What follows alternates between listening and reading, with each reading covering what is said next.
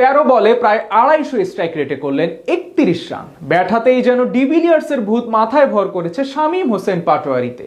অদ্ভুত এক শটে অবাক করেছেন পুরো ক্রিকেট বিশ্বকে। নো লুক শট না র্যাম শট, শামীম যেন জন্ম দিলেন নতুন এক শটের। সাগরিকায় কিরিদের হারাতে ব্যাট হাতে নিজের জাদুটাই দেখালেন টাইগারি বাহাতি। শামীমের নতুন আবিষ্কার করা এই শট ও ম্যাচে অতি মানবীয় পারফরমেন্স নিয়ে বাকিটা থাকছে প্রতিবেদনে।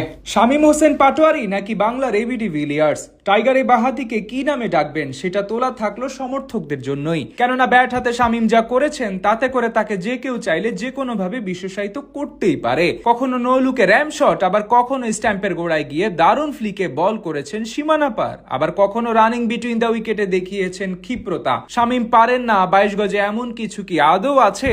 টাইগারদের বিপক্ষে প্রথম ম্যাচ শেষে অবশ্য এমন কিছু খুঁজে পাওয়া যাবে না। শামীম যেন এলেন, দেখলেন, জয় করেই মাঠ ছাড়লেন। হৃদয়কে যোগ্য সঙ্গ দেওয়ার কাজটাই করলেন এক দারুণ ভাবে। ক্যারিয়ারের শুরু থেকেই নানা চড়াই উতরাই পেরোতে হয়েছে শামীমকে। কখনো তাকে পেতে হয়েছে সমালোচনা, আবার কখনো ভরা মজলিসে অধিনায়কের হতাশার পাত্র হতে হয়েছে শামীমকে। তবে যুব বিশ্বকাপের জেতা এই তারকা অবশ্য দমে যাননি, মাথা নত করেননি। খেলার প্রতি তার যে নিবেদন তা সবটুকু উজাড় করে দিয়েছেন লাল সবুজের জার্সি গায়ে। যার আরো এক উদাহরণ দেখা গেল নিউজিল্যান্ডের বিপক্ষে সিরিজে প্রথম টি-20।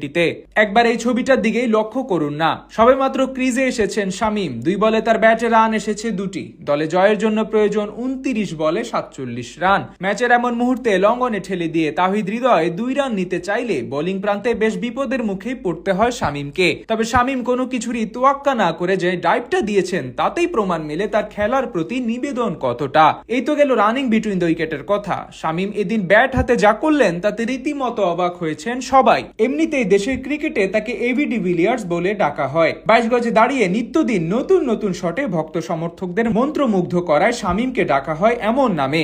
এদিন নিজের এই নামের প্রতিদানটাও সুদে আসলে মিটিয়ে দিয়েছেন এই বাহাতি। এমন এক শট খেলেছেন যা তামাম দুনিয়ায় দ্বিতীয় কোনো ব্যক্তি খেলতে পারবে কিনা তা নিয়ে রয়েছেও সন্দেহ।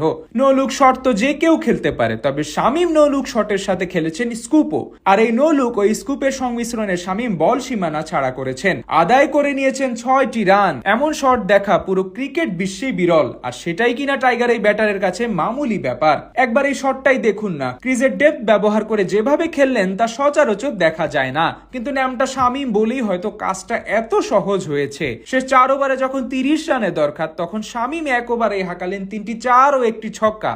ব্যাস, ম্যাচের ভাগ্য বদলে গেছে সেখানেই। বাংলাদেশের জয়টাও নিশ্চিত হয়ে গেছে সেই 1 ওভারেই। শেষ পর্যন্ত 13 বলে 3 4 ও 2 ছক্কায় শামীমের ব্যাটে আসে 31 রান।